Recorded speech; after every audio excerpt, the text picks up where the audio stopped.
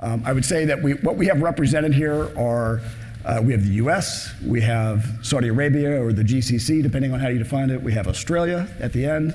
We also have classic vertically integrated utility. We have someone building a region from scratch and all the infrastructure that goes with that for 9 million people. And then we have one of the largest energy companies in Australia.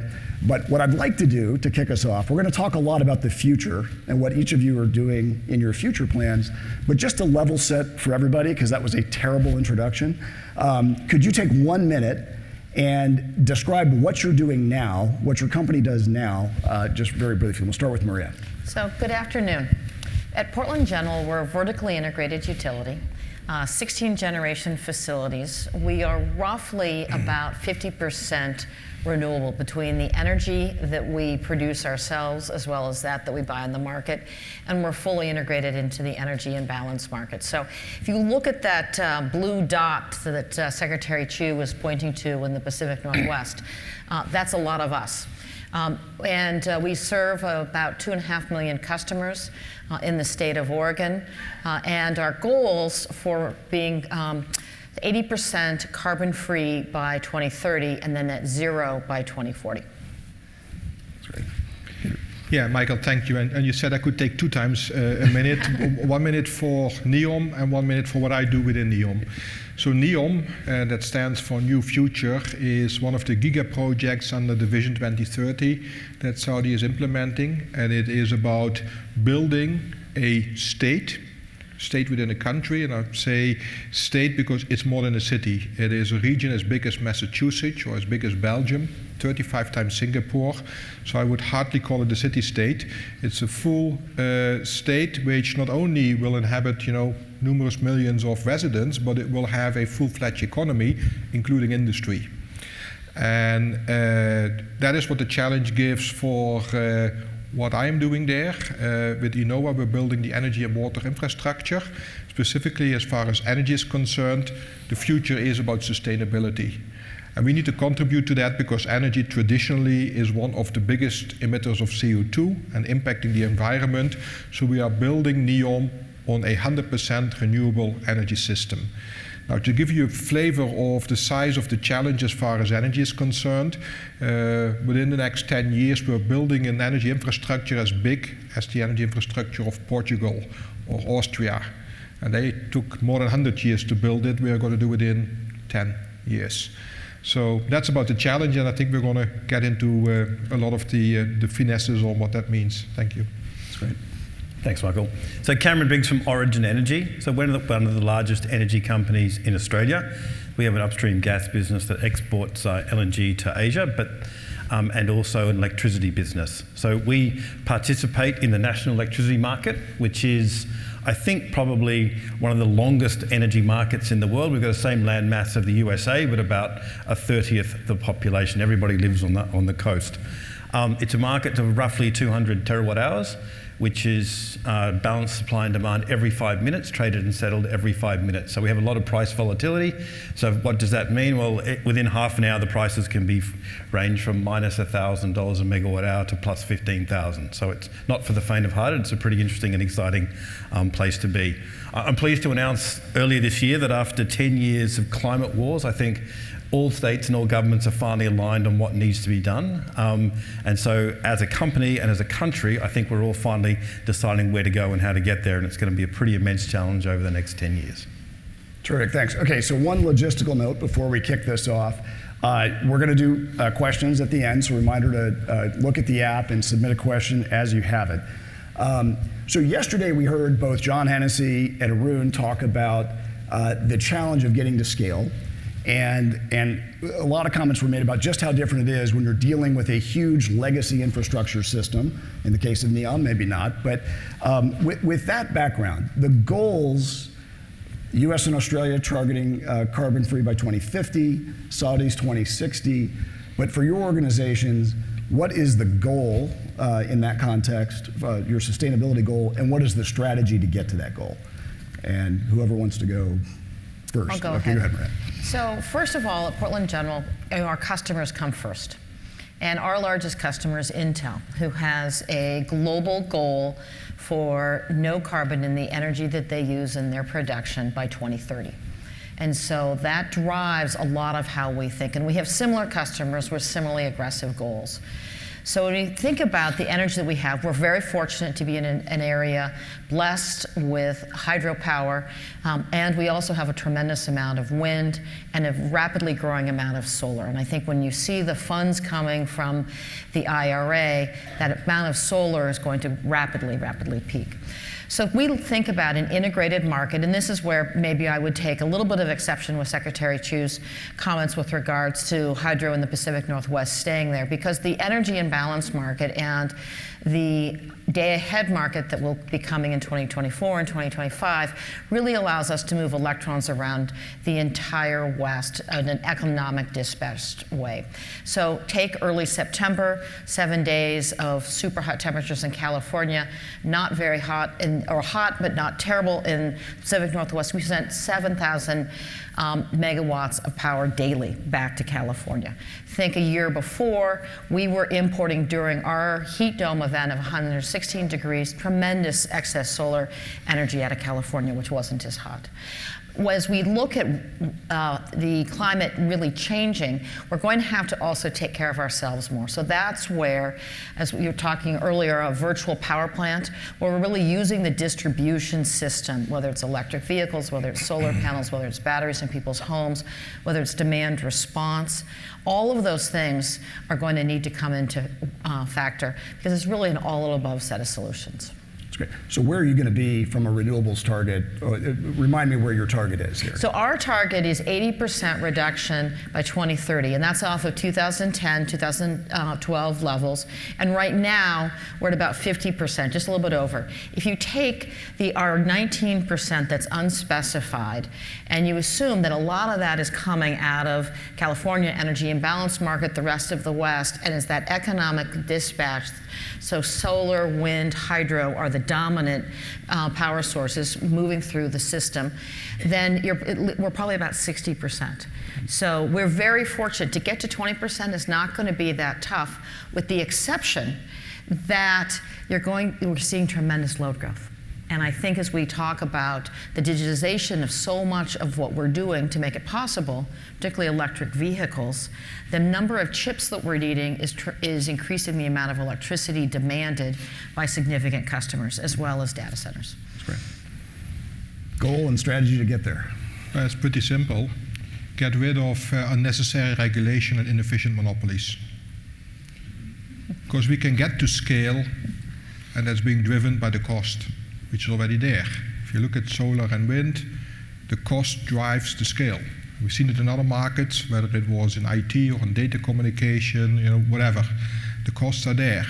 It's just that the regulation sometimes stands in the way of the expansion, and the supporting infrastructure that needs to be there is not being built as quick as is necessary.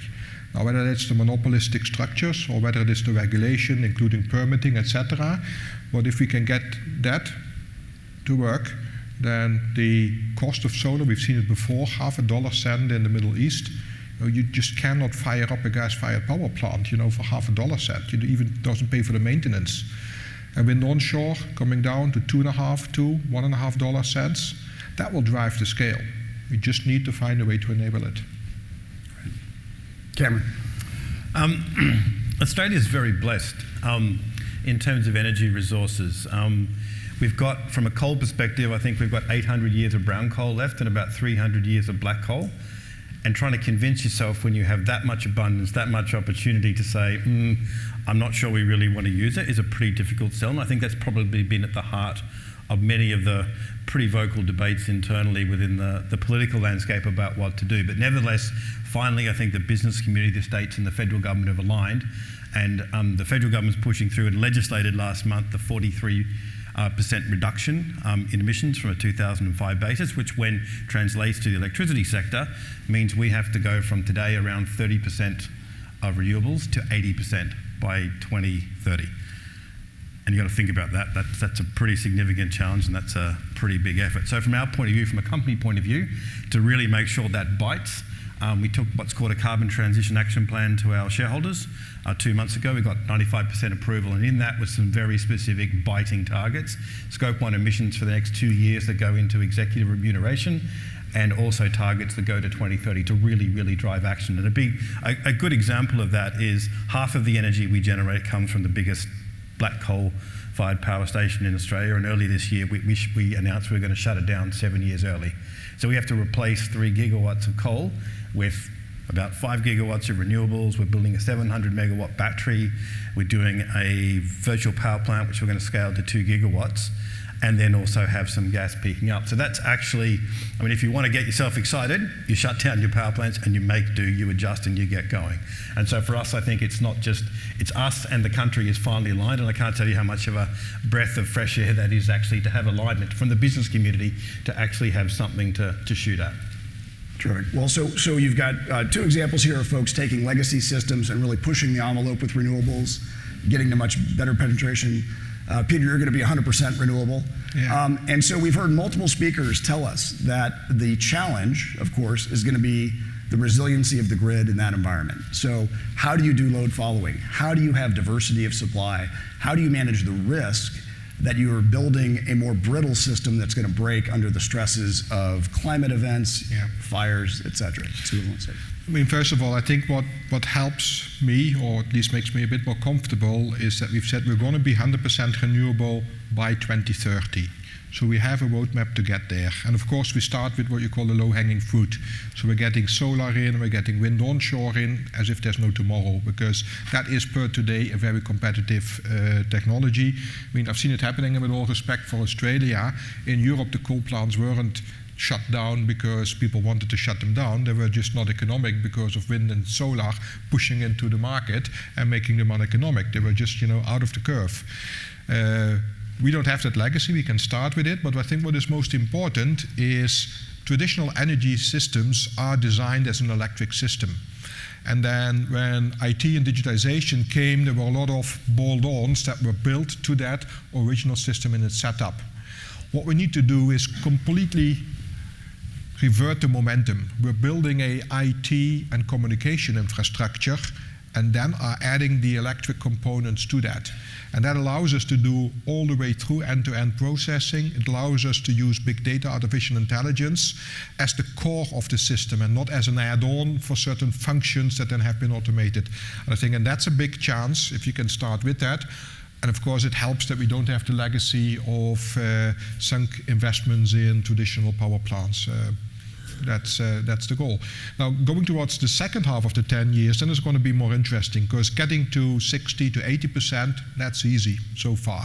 The last 20 or the last 10% are going to be really challenging, and that is why we're now focusing on things like long-duration energy storage, various battery technologies, and specifically, which I think is underestimated, is demand-side management. We talk about demand-side management here. It's mostly about, the temperature of your AC in your house, and can the utility regulate it within half a degree?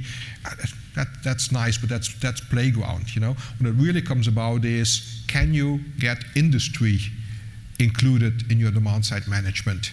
And that is possible. I mean, I've seen it in Germany, where prices were so volatile that there's a well-known aluminium smelter in Essen who earned more money by offering flexibility than by smelting aluminium. So industry is able to fulfill that role, but it needs to, by design, from the start, being included in the system. Great. I think industry in many ways is already beginning this journey. We use a number of flexible products with our customers, both for their curtailment of their own energy usage, but even more the batteries and other generation capabilities they have for really the toughest times. We're able to access those for grid reliability and stability. And you'll also see new technologies coming out that allow data centers in particular, as others, to move their processing around depending on where they're seeing energy pricing as a signal for scarcity. And I think it's making a significant difference already. And you just look towards the events of this September in the West for really, really influential decision making. I would also say one of the things that's influenced it is we're also paying a lot more for that energy. So just to follow up on that, so if I've got it right, there's a coal plant that you have in Montana that you're sunsetting, or I don't exactly remember the time scale. So what investments are you having to make in the grid? Demand response, I understand, that's great. In the grid itself to kind of deal with the fact that that baseload plant is going away. Are you putting front of the meter big battery systems in? Are you adding, what's the? So in Oregon, we closed the only coal plant a couple of years ago. It was a very large plant in sort of the eastern part of the state. And we built a solar, wind, and battery storage facility. It's just a stone's throw away from where that facility is. Some of that energy stays in the area, but most of it goes into the Portland metropolitan region. And so by combining those three technologies, we were able to better utilize transmission. And if you think building solar farms or wind farms or other permitting and stuff, try transmission across a beautiful state. And so being able to really maximize the transmission we have is critical. In Montana, we just announced last week that we are working with NextEra Energy Resources on a very large facility called Clearwater, about 100 miles from Billings and from the Colstrip coal plant. So I think you're going to see a pretty significant transition take place. You already see it here with 6,000 megawatts of batteries that are implemented by this summer and more coming next summer. Great. Sorry, Cameron. I'll pick up what Peter was saying. I think having vast amounts of easily accessible data and information is incredibly important. I mean, a high penetration renewable system, you've got so much more information, you've got so much more volatility, the time steps in which you have to make decisions and understand what's going on get shorter and shorter and shorter and have to be automated ultimately. And so for us, as part of what do we do, what does the energy infrastructure looks like, besides putting big batteries, which is great, and that helps you to a certain extent. And in Australia, the renewable penetration, I mean, it's 50% of houses in Australia have solar on their roofs. And so in the middle of the day, and picking up from Peter's point again, we couldn't operate coal. It is uneconomic as well as doing that. And so for us, having that much energy coming in the middle of the day and having this really big duck curve, the battery is really important. But then it's the rest of it. And I think for us, as deep in our DNA being energy traders, recognizing that having all these thousands and thousands and thousands of distributed assets, which are going to get more and more and more, having the ability to have an insight into where they are, what they're doing, what's happening, and then the ability to control them gives us a really, really effective and also cheap way of providing that balancing load that gives us a lot of confidence in doing that. So we sort of went on a journey 3 or 4 years ago in terms of building our own VPP. We've done it ourselves. We've worked with our friends Ohm Connect here in the room.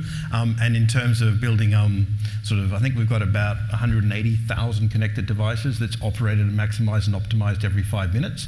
So it's really putting those pieces together to give yourself confidence that you've got a low-cost, reliable, but also highly decarbonized system. Yep. Let me add a component to that which has not been discussed sufficiently to my view, because it all focuses around supply and demand. Now, that's nice. I'll leave that to the traders. An energy system is not about supply and demand, summer, winter, day, night. It's about frequency control. Frequency control, not every hour of the day, not every minute of the hour, but every split second of a second. And that is where speed of reaction comes in. And that links, of course, to big data and artificial intelligence, but much more it links to the technical status of your grid infrastructure. It doesn't matter, and you can bypass it by putting some batteries close to the customer, then you eliminate the problem instead that you solve it. But the infrastructure needs to be much quicker in reacting to these frequency disturbances or frequency variations that come in. And that is where the real investment needs to go in. When you have a bulk supply station that brings 80,000 volts to 33, and then it goes to whatever you have at your socket, all the way through, those reactions need to be within split seconds, and that is currently not the case. And that is where specifically the legacy sits. It doesn't sit in the power plant. So it's sheds a tear if a Wittenhof power plant needs to be sunset, as you call it so nicely. Yeah, but the whole infrastructure which is still there, the grid infrastructure, that is where I think we're underestimating the challenge. Yeah, and that's a point Stephen Chu made this morning about the inertia in the system and how that changes as you add all the renewables. Okay, so we're at the world center of data science, right, and machine learning and big data. You've both touched on that. Is there any, and you did a little bit, I guess, on the demand side, but is there any way that you're now incorporating in a vertically integrated electric utility in the U.S. What are the new things you're seeing coming out of sort of data science and big data? It's really remarkable. We built a couple of years ago a $200 million integrated operations center. And what it does is it allows us to have the granular visibility and the real-time automation, but it also allows for really smart people to come together and see big problems. And so you can see the entire west-wide system, and you can also see down to the distribution system. One of the things in the distribution system that I think is really interesting is that as you are dealing with greater and greater threats of climate change, wildfire, ice storms, so some of these things that have been really challenging, particularly in this state, it's many times the same technologies, machine learning, data analytics, that is further optimizing the smart grid and that clean energy future. And so there's really a sort of a nice Venn diagram of multiple purposes for the same technologies and distributed equipment. Where for us, it's really around what's that next best no regrets things to do. And I would say our partnership with Stanford and Bits and Watts is a foundational part of that and has really been instrumental in not only the specific technologies, but just how we think more creatively every day. Terrific. So I wanted to hit, before we get to the audience questions, a couple of other areas that have been touched on. So just before us was obviously hydrogen. And thinking about hydrogen as a carrier of energy or a storage of energy versus other sources. Just thoughts from this group on how hydrogen is coming into your plans, or is it? Well, no, it's not coming into our plans, it's into realization. Before the Inflation Reduction Act, we had already decided in NEOM to build the first large-scale hydrogen plant in the world. Its orders are out, ground preparation is being done. It's a 2,000 megawatt electrolyzer. It uses 4 gigawatt of renewable electricity to produce green hydrogen. An investment decision was made, unfortunately without the subsidies of the United States. I'm not sure whether they apply for Saudi Arabia, but I think that's a different discussion.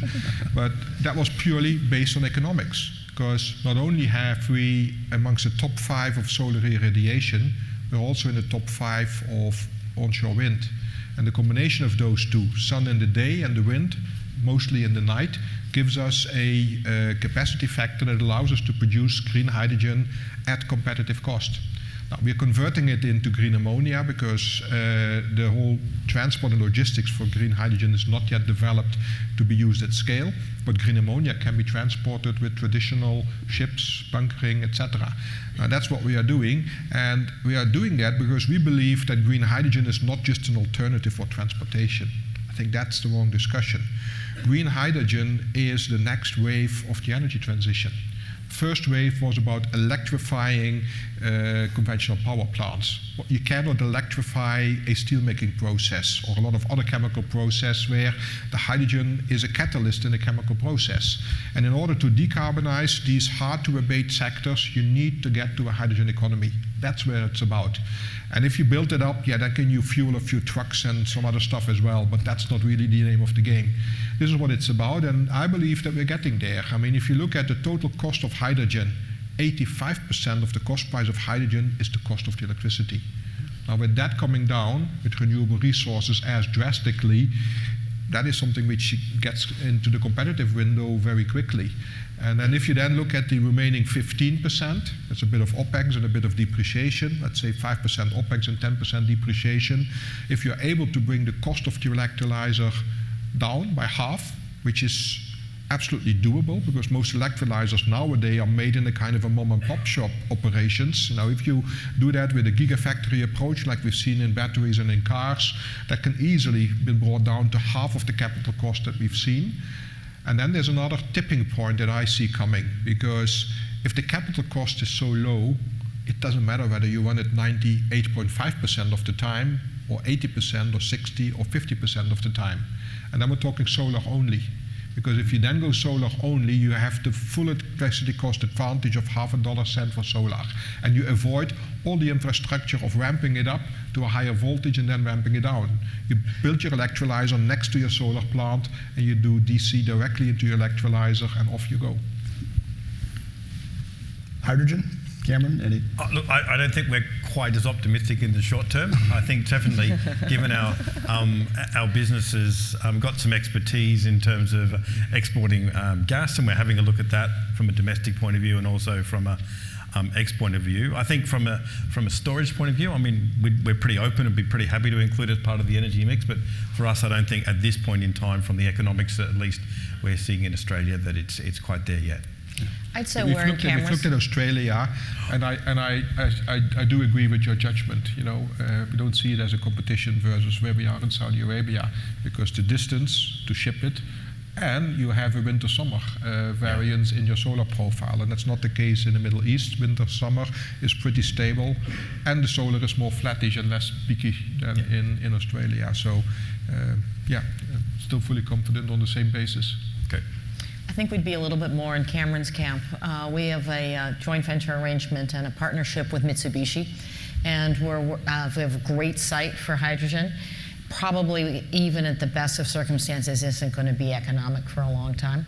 And it isn't just residential customers, and about 20% of our customers really struggle with their bills.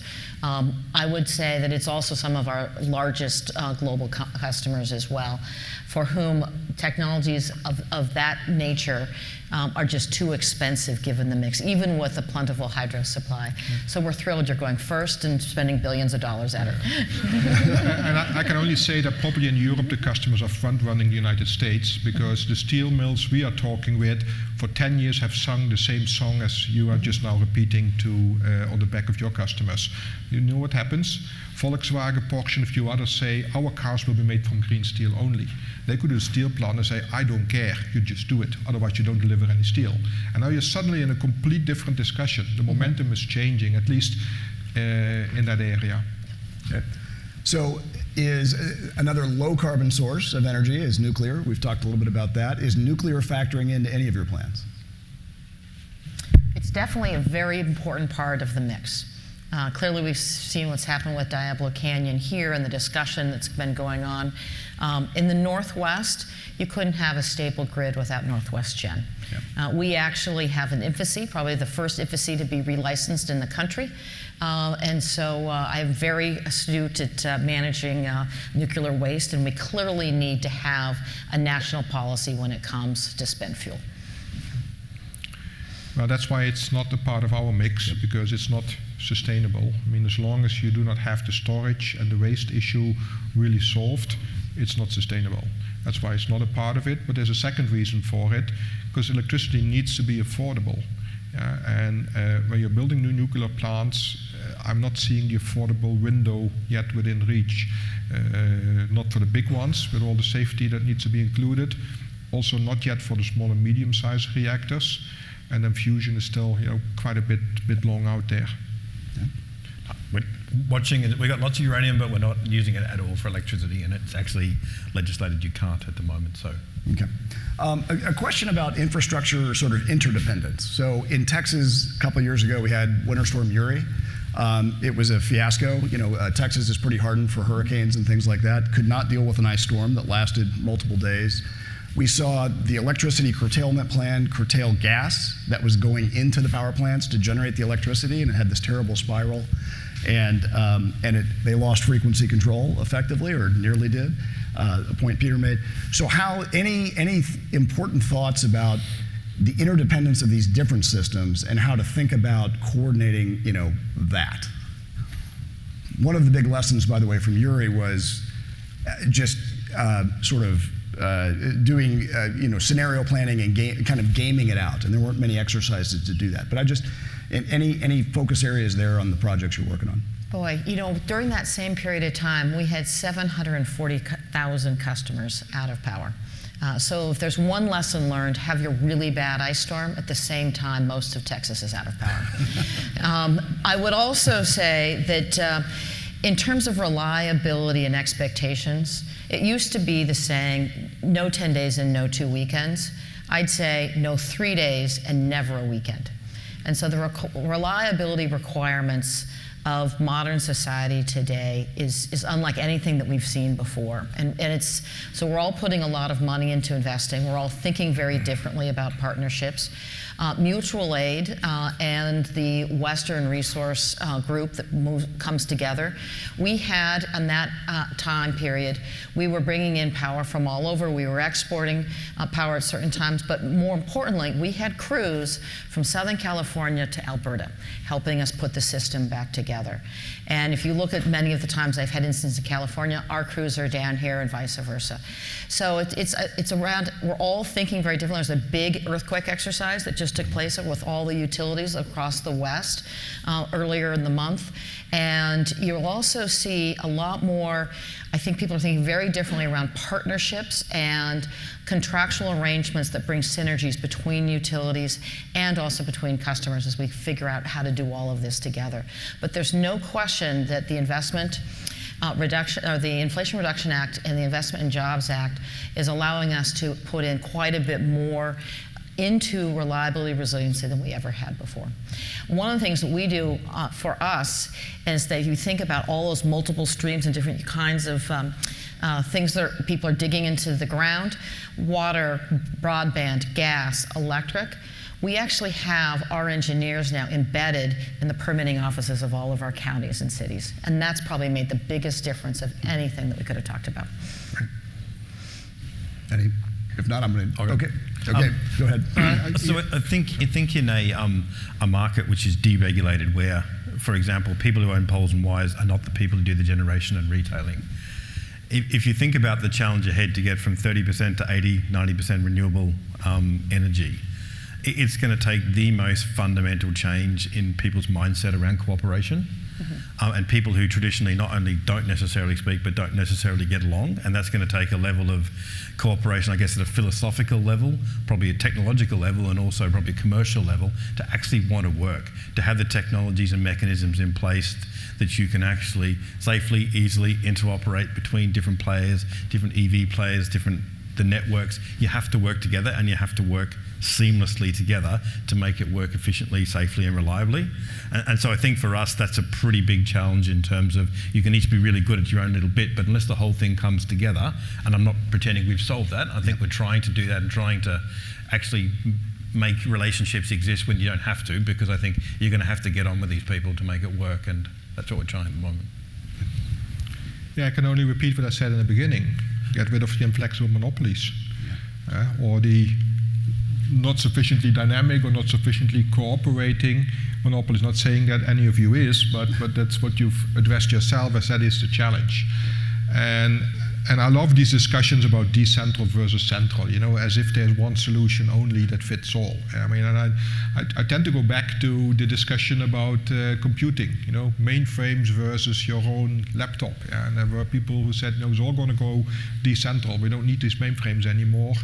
And people who said the other way around. And now here we are 10, 20, 30 years later, and we have more mainframes as ever predicted. We have more notebooks as ever predicted, and we have things like iPhones and iPads that didn't even exist at that time. So the complexity that we can manage and handle nowadays is so much bigger, and will be even much more bigger in the next 10 or 20 years, that I think an interacting system with both a lot of decentral usages as well as supply, as well as large central operations, will need to come together. And we shouldn't kid ourselves, but if you want to go solar or wind big time, the square kilometers that you need to build huge solar farms, I wouldn't even say you don't want to have it in your back garden. I mean, your back garden is by far not big enough to put it. So we will need to bring this all together, and that is where the current digitization is about. I would also say there's a huge sense of urgency around all of these issues. I think of your business. Gas pipelines, the Enbridge explosion just north of Prince George happened about late in the evening. The vast majority of natural gas generation facilities along the northern west coast all went down within a couple of hours. And if not but for that signal and automation between all of those entities, they would have lost pilot lights throughout British Columbia going into a winter.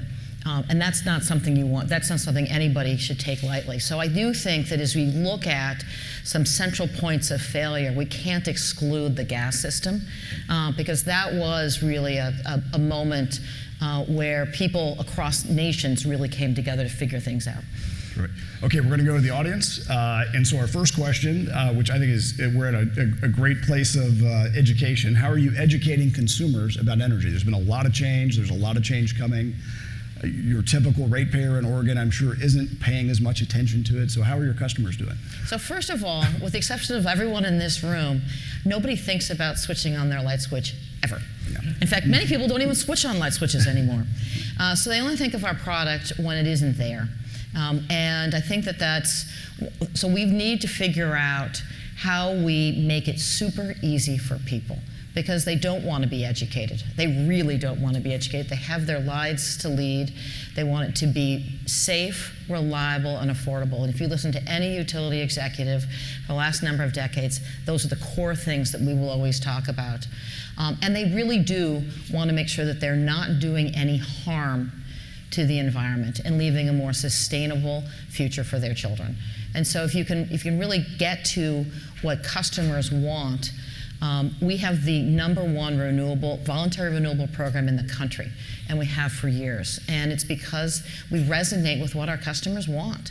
I will tell you, it's not easy for utility people because we tend to be engineers and wonky in our discussions. So I would highly recommend going and getting a really good communications and marketing person.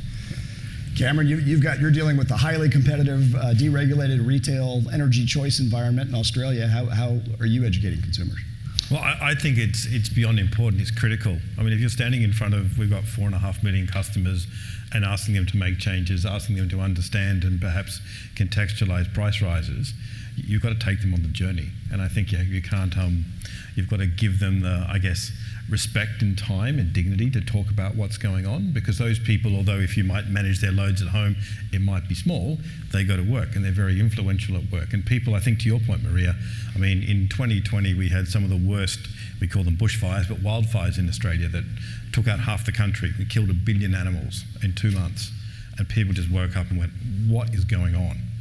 What can I do? This is not good enough. And that was part of the ending of the great climate wars, that people just got so sick of politicians arguing about nothing that created significant change. And I think for us that education process is not just important now, but as we get much, much higher renewable penetration, we're going to ask people to make changes. And I think educating people to not only understand the way they use energy, but when they use it makes an enormous difference in terms of the impact that has on the grid. And I think people, from what I've seen, and we talk to customers frequently, they resonate. The more they understand, the more they help, the more they, I guess, give you the social license to do the changes that you need to do. Yeah, that's easy for me. We don't have any customers. So we But you're trying to get those. We don't have to take into account any of those wishes. Huh? But we are reaching out to our future customers. And I think that is where the trick is. It's not with the established communities, but it's with the next generations. And one of the things that we are currently doing is, when we build our energy system, we try to build communities with Gen Y, Gen Z, to invite them to already be part of building this energy system. I mean, nowadays the solving capabilities in the net, are so huge. People share, people discuss, people create, and that is through building that community how we want to involve our future customers, because those are, that's the land of the future, the people, the citizens that we would like to start with. And if you look at many other products, my parents, they didn't get educated how to use a iPhone or a whatever device. For my children, teaching their grandparents. So it's key in reaching out to those future groups of customers, the communities, and we need them anyway, because some of the problems that we need to solve, we still don't have a clue how to do it. And why not reaching out to those who have the capabilities to help us with that? Right. What we're essentially going to be going to is an overabundance of electricity, because we're going to have to overbuild on the renewable side. And if you overbuild on the renewable side, then really what's of value is capacity. And so if it's about capacity, then it actually isn't necessarily just a utility sending a customer a bill. It's really around maybe a customer providing that capacity to the utility and us sending a discount or a rebate, and something that, whether it's frequent flyer miles or however we all We call them rush hour awards. There's many other different ways that we can begin to create an environment where customers are part of the solution and they get the economic rewards of that. So the next question from the audience, I'm going to change it slightly, but it's about the role of efficiency at global scale. What are the biggest barriers to deploying energy efficiency in the built environment? And how do these differ for the US, Australia, and developing countries like India? I'm going to change that a little bit to say, how jealous are you, Maria, that Peter gets to do this greenfield and you have to transition while managing 2.5 million active customers in an integrated system? So our head of IT, every once in a while gets frustrated. He says, it'd be a lot easier to be digital if we didn't start analog. I think there's pluses and minuses to every system.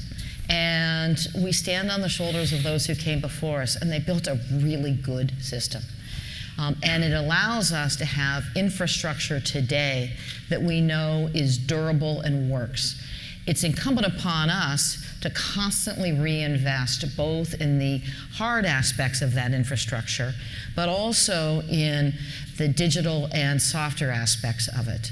And I think what we're really going back to is, if you think about when we electrified the West, we electrified this country, we had some of the most exciting young people who were driving change for our society. And today in our company, I feel really good about the fact that those are the kind of people who want to work with us, and they want to be able to take some of really old equipment that's been around for a long period of time. We're in the middle of redoing a 130-year-old hydro dam.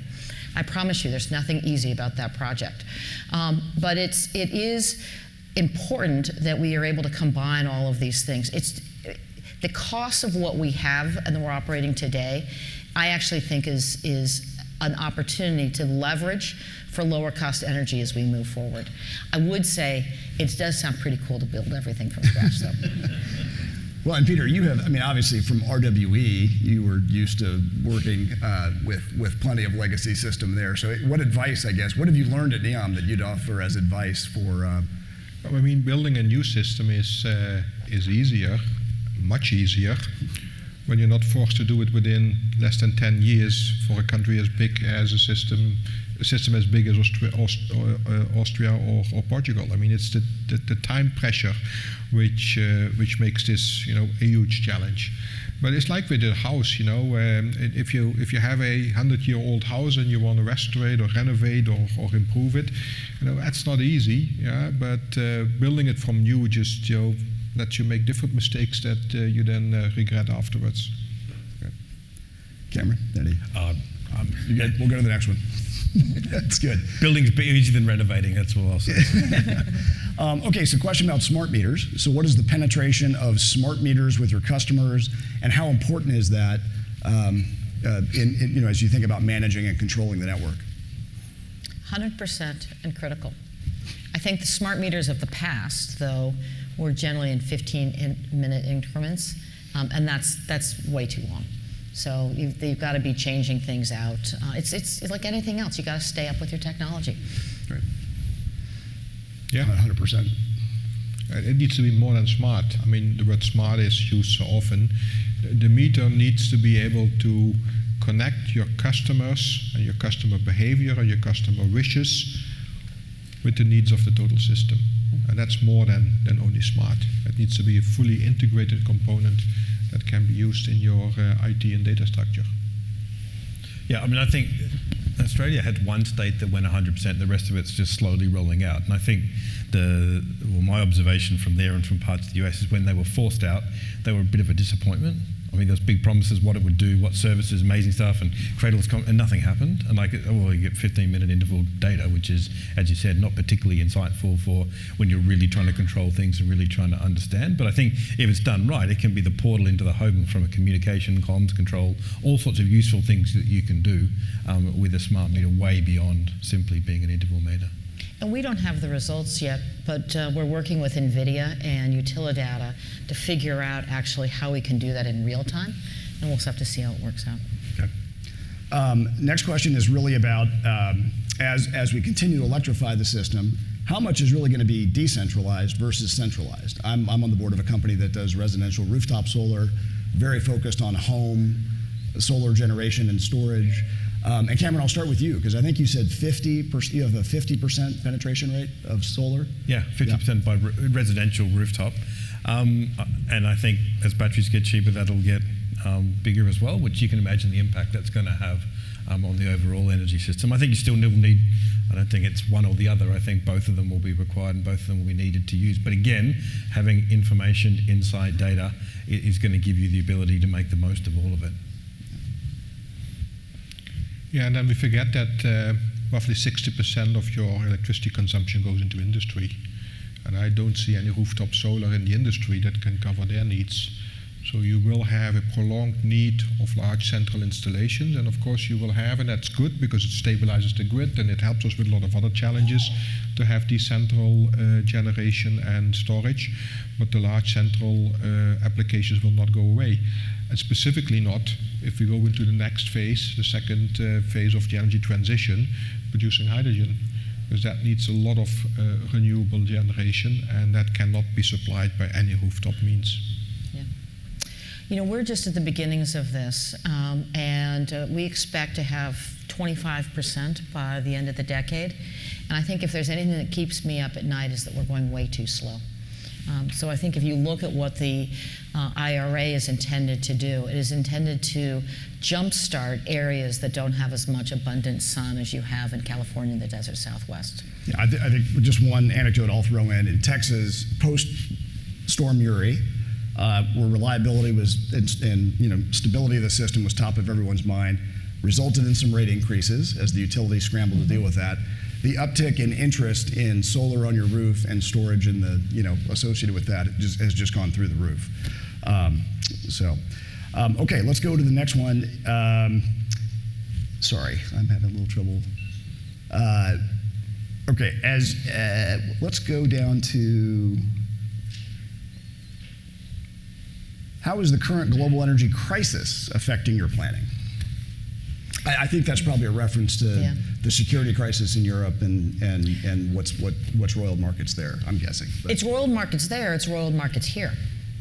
So natural gas prices have spiked hugely. It's the #1 driver of electricity prices going up across the country. And in New England, you're not going to have enough LNG, you're not going to have enough pipeline capacity. Bills across the country are being impacted. So I think it's accelerating the pace of renewable generation even before many of the federal funds are rolled out. It's extraordinary. Well, I saw a very nice last question on that list. Why is NEOM not welcoming all colors of hydrogen? And the answer is simple, because it says why it's not welcoming all clean hydrogen? Because the other colors are not clean. I mean, they're less dirty, but that doesn't make them clean. If you go for blue or whatever color of hydrogen, there is still a remainder of carbon emissions. And NEOM is not there to maximize or to whatever. The bar for us is simple, 100%. And not 99.9 or 99, no, 100%. And that is why we go for green hydrogen. That doesn't say that there's not a place for blue hydrogen or pink or whatever color that you have nowadays, because the world cannot be supplied with enough green hydrogen to fulfill the transition. So there is a place for that, but that's not the ambition of NEOM. Now within Saudi there are sufficient places where blue hydrogen can be produced at very competitive cost, because there's another reason why we are not doing that, because we don't have the carbon. I mean, having 100% renewable energy and not exploiting any hydrocarbons means that we do not have CO2. It's a bit of a bizarre situation, but I'm just short of CO2 to make some of the products. But there are other areas in Saudi and in the world that do not have that disadvantage, so let them do the blue or the other colors, and we focus on the green. That's great. With our last few seconds here, I'm going to give you each 15 seconds. And imagine this were a room completely filled with Stanford undergraduate students, or you can just make a point you didn't get a chance to make. But what advice would you give for the assembled mass of Stanford undergrads if they were here with us? If you really want to change the world, have an impact on customers, and create a clean energy future, come work for us. Peter? Well, I mean, it's about the greatest minds and the greatest talents that we want to attract to NEOM. So if you consider yourself one, watch that place, because a lot is going to happen there. And it's not only about energy. That's one of the basic conditions. We're talking about water.